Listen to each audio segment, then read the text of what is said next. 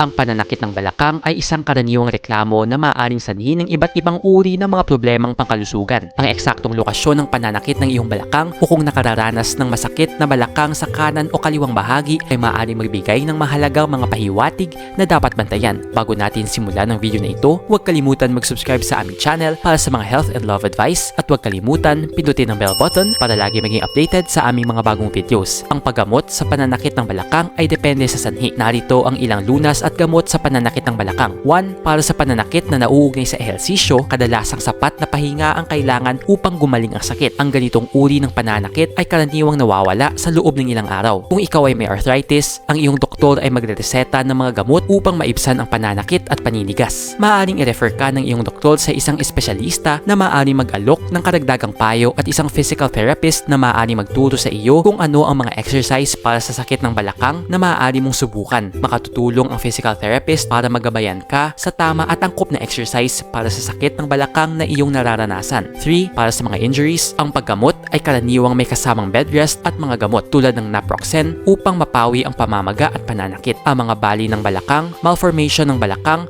at ilang mga pinsala ay maaaring mangailangan ng interbensyon sa operasyon upang ayusin o palitan ang balakang. Sa hip replacement surgery, pinapalitan ng surgeon ang nasirang hip joint ng artificial hip. Nag-enjoy ka ba sa video ito? Please hit the like button and subscribe sa aming channel para sa iba pang video tulad nito. Salamat sa panonood!